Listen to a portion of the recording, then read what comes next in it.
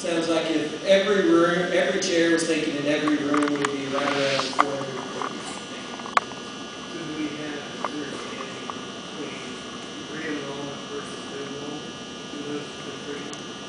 There's a whole lot of new applications on MTS. You know, we're in the middle of marketing our campaign started 3 weeks ago, and I think it's the second or third of the house, and of that 300 that is included about 14 applications in SCA text. She is way back on, and that's the question of what the campaign was, but the 300 includes those applications. So you're seeing a strong push for both the current Summit family as well as new Summit. We have a sense of 1/3, 2/3, 1/3 new, and 2/3 recruiting. As far as what the 300 together is, We don't have that detail. Yes, sir. So is there analysis done around price elasticity? So if we were to drop the tuition to X amount to get to the full capacity of 450, what does that number look like? What does that do for total revenue? What additional costs come in? Again, let's assume if we're... Maybe not necessarily. The question was asked about the price elasticity of tuition. And is there any analysis done around it? Given if we dropped it, how many students would it increase? In essence, to find kind of the maximize, I'm assuming that's maximize operating profitability for the school. And to a certain degree, very roughly that is done, but I can definitely assure you that if you look at the competition and the pricing as compared price to the competition to ensure that we are in line, and then what is the budget reflect. So, would I be able to give you an actual analysis that's done? Probably to the degree of what you're looking for, maybe not, but are those questions, there are some, is a rough high-level analysis done? The answer is yes.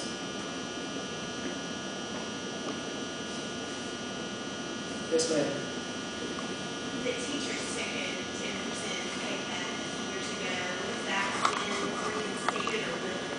The question is related to the teachers taking a 10% pay cut, and has the board forgotten about the sacrifice they've made? I can guarantee you that that comes up every week, and that there are a couple of top priorities related to finances. One is just the financial stability of the school, and that is, I can guarantee you that's a top priority, as well as to be able to return the money owed to the most important asset of the school. So no, definitely not forgotten. Hopefully we can have that positive conversation sometime soon. To piggyback on the teacher's comments, so anytime you have a change in leadership, obviously the front line, which would be the teachers and the administrative staff, are obviously, there's uncertain times for that. I don't know if this is occurred, I don't know if it's true, and I'm looking for some clarification, that the teachers also have not had the contracts issued to them yet, which is normally later in the process. So if we're ahead of where we're supposed to be, or right on budget, and there's all this change for leadership, what's the thought process of not giving out teacher contracts if we're on plan and project to have the same number of students as we had this last year? Right here. Hi, Jennifer Wilson. I teach middle school science. Our secondary contracts have already been issued, and elementary we're meeting with principals individually to get this contract system only contracts. So for those of you that didn't hear that, that's what I was going to address, as well as the contracts have either been issued or they're in the process of being issued. And I talked with Georgia yesterday, and she said the timeliness of this year's contracts are right in line with what they normally do. So, so secondary contracts have been completely issued, and Mrs. Andrews is in the process of issuing her elementary contracts. And then just to follow up to that, have you, as the board, had a meeting with all staff and had a meeting with the teachers directly? And is there anything that you can share with us that came out of that meeting from a positive perspective? We haven't met with the entire staff. We've met just with the 2 principals thus far. We will be meeting with the executive staff. We're trying to schedule that meeting for next week. I know that we have been filtering information down through the principals, and the principals have, I don't know how many, I don't know if I want to say numerous. How many meetings have you been involved in? Secondary's met about 3 times. We pray together, we talk about what's going on. I think the teachers are well aware of what's going on, and really looking for communication. And I know as a secondary staff, we're committed to being a summit. Me with you, though. But But no, I'm serious, because I'm hearing as a parent, there's a huge divide right now, and it is very bothersome. And I'm hearing, among staff and among parents. It's obvious, you walk around that campus, and you have one group over here, one group over there, you've got looks over here. I, as a parent, had a terrible look by a teacher. I reached out to say hello, and I was not treated nicely. And I'm biting my tongue, and I tried it again, and I was treated the same way. And now me as a parent, I'm having a hard time going, is this what I want my kids? I've had kids there for 6 years. And I'm struggling with this, because I'm going to run into this person or these people, and I don't know if I want that type of environment. I can speak for secondary. That's not at all the case among us. We are definitely committed to seeing unification and committed to being biblical about how we do it. I have students in my class that parents presented at the last board meeting. I would treat that child or that parent no differently than I don't touch anyone good, and I know you, and I can speak for my secondary staff. Let me try to address that, because I understand your concern. So for those of you that didn't hear what she was saying, is that she feels like there's a tremendous amount of divisiveness amongst both parents and staff at the elementary level. So I would recommend you that if that's happened to you, as you say, that you go straight to the person that subjected you to that. If that doesn't work, then go to Mrs. Andrews and let her know specifically about what you saw or were involved in, so that she can deal with the situation. I had a question about the teacher's contracts, and who decides if a teacher is going to be coming back to our school? The principals, their direct supervisors, yes. Is it possible, or would it be something that the board would entertain, that parents be allowed to have some kind of an evaluation of their teacher at the end of the year, to have some input, since we have worked with them directly and with our children each year, to be able to give some kind of feedback one way or the other? Yeah, we can certainly address that with Jana and Mrs. Hensley. I'm not an educator, and I don't know what's common practice in other schools, both private or public.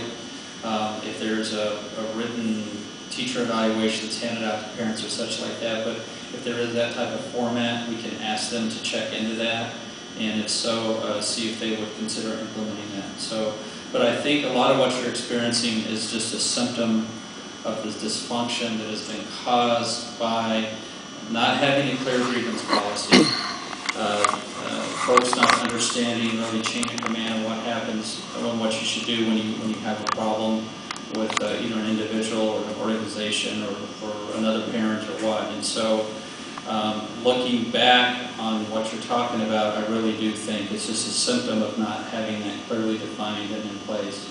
And so hopefully, after this meeting tonight, with us going back and trying to pour water on this, that'll help resolve. And then, teacher contracts are being issued, and I know that that will help as well. I think maybe a lot of the teachers just feel some uncertainty about whether they're going to get a contract and such like that. So, Well, I guess that was kind of my question.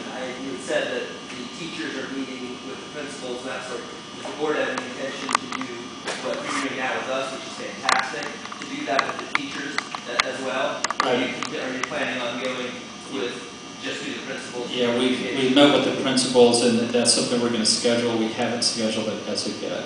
The board is going to be forming a transitionary team of certain board members, and that team will act kind of as a superintendent's role.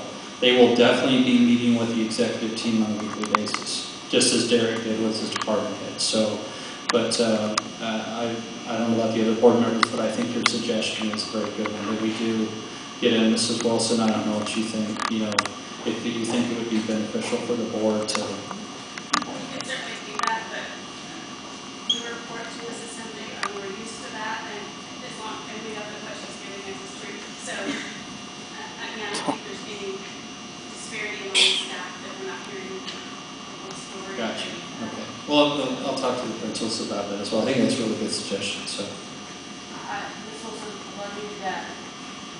But I think that it's very important that the board address secondary and elementary, because I think that is part of the divide between elementary and secondary at this point.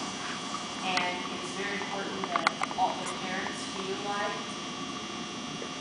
the communication has come from you guys. It has not been filtered through and tainted by something else. Okay. So, Mrs. Duff, right?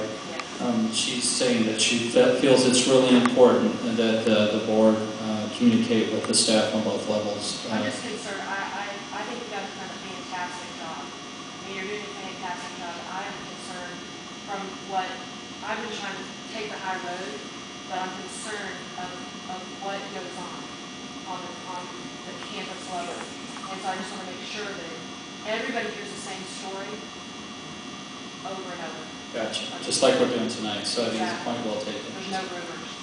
Absolutely. I will talk to both the principals about that, see if we can tell them. I want to move on just a little bit here, if that's okay. It's a little bit after 8, and I want to make sure we reserve enough time for more questions from you guys. But I want to talk next, put my eyes on here, just about some of the successes and just kind of hopefully to help us all keep things in perspective and really realize some of the really good things that Summit's done over the years. And let me first just talk about some things with academics. And so for the spring 2010 Stanford Achievement Test scores, our total reading scores are in the 86th percentile, and the total math scores are in the 87th percentile.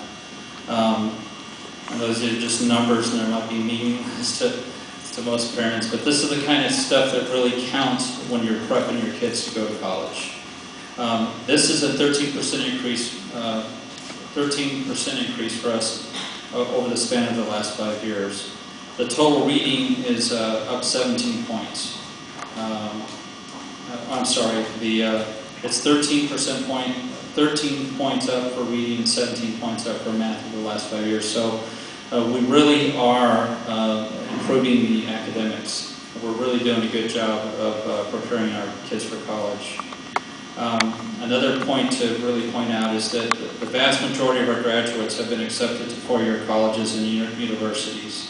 If you look at last year's, this is the 09-010 graduating class, 75% of those kids were accepted to universities.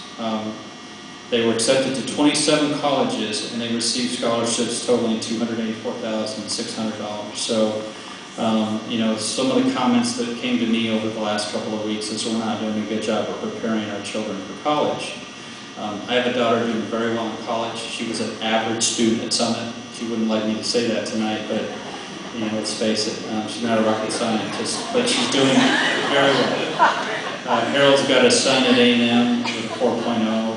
We have 2 graduates from last year that got accepted into UT, our valedictorian Izzy, and she's doing very well there. So I would debate you all day on the fact that we are or are not preparing our kids for college. I think we really are. Elaborate on that a little. I've been in multiple schools since 2001.